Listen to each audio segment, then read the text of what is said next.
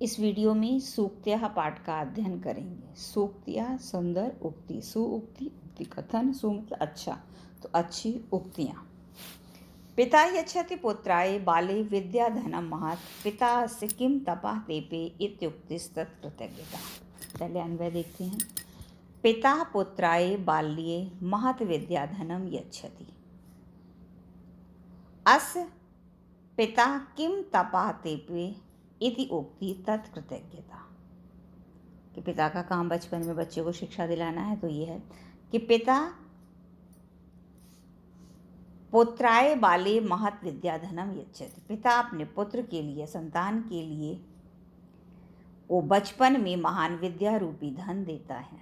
बचपन से पढ़ना शुरू करते हैं तो पिता अपने पुत्र को बचपन से ही महान विद्या धन देता है। पिता अस्य किम तपा तेपे, पिता आपने इसके लिए कितना तप किया है। इत्युक्ति तत्कृतज्ञता, पुत्र का इतना कहना ही कि उसकी कृतज्ञता है, मतलब पुत्र को यह एहसास हो जाए कि हाँ, पिता ने हमारे लिए कितना परिश्रम किया है। तो पिता अपने पुत्र को बचपन में ही महान विद्या रूपी धन देता है। पिता ने इसके लिए कितना तप किया है, ये कहना ही उसकी कृतज्ञता है। अवक्रता यथा चित्ते तथा वाची भवेत यदि तदेव महात्मना समत्वमेति तथ्यता। पहले अन्वय देखते हैं। अवक्रता चित्ते यथा तथा यदि वाची भवेत महात्मना तथ्यता तदेव समत्वम इहि आहो। अवक्रता मतलब सरलता, जो टेढ़ा न, वक्र मतलब टेढ़ा, अवक्र सीधा। तो जैसा मन में जैसी सरलता हो। चित्ते, चित्त मतलब मन में, तो मन में जैसी सरलता हो।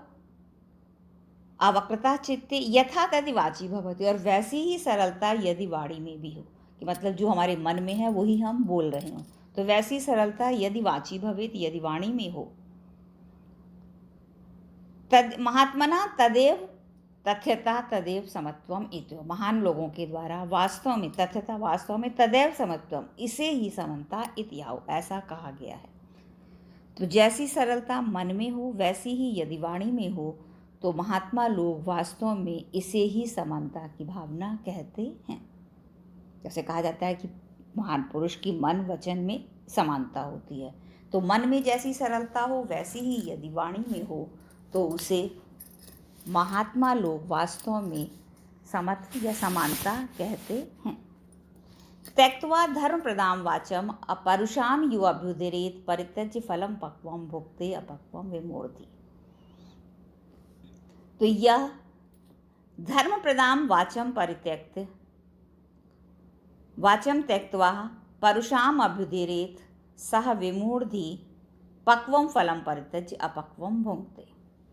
तो यह धर्म प्रदाम वाचम त्यक्त्वा, जो व्यक्ति जो धर्मप्रद धर्मयुक्त वाणी को छोड़कर परुषाम अप्रिय वाणी अभ्युदरेत बोलता है, कि जो धर्मयुक्त वाणी को छोड़कर कठोर अप्रिय वाणी को बोलता है, सा पक्वम फलम परित्यज्य, वह मूर्ख, विमूढ़धि मूर्ख, पक्वम फलम परित्यज्य, पके हुए फल को छोड़कर अपक्वम भुंक्ते, कच्चे फल को खा लेता है। जो धर्मयुक्त वाणी को छोड़कर अप्रिय वाणी बोले, वह मूर्ख पके हुए फल को छोड़कर कच्चे फल को खाता है।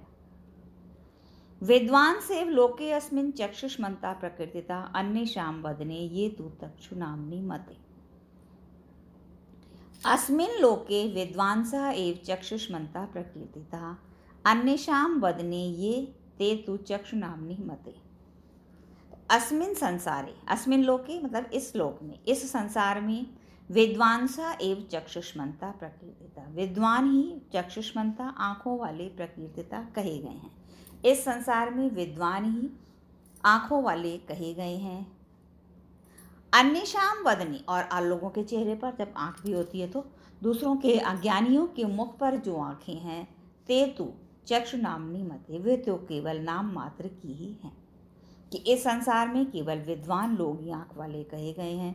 दूसरों अज्ञानियों के मुख पर, औरों के मुख पर जो आँखें हैं, वह केवल नाम मात्र के लिए हैं।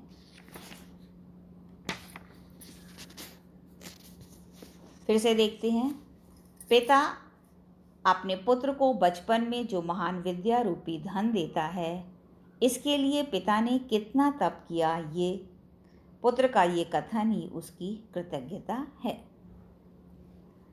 जैसी मन में सरलता हो, वैसी ही यदि वाणी में हो, तो महात्मा लोग वास्तव में इसे ही समत्व समानता कहते हैं, समत्वता समान भावना कहते हैं, समता की भावना कहते हैं। जो धर्मयुक्त वाणी को छोड़कर अप्रिय वाणी बोले, वह मूर्ख पके हुए फल को छोड़कर कच्चे फल को खाता है। इस संसार में विद्वान लोग ही आंखों वाले कहे गए हैं। दूसरों के मुख पर जो आंखें हैं या ज्ञानियों के मुख पर जो आंखें हैं, वह केवल नाम मात्र की ही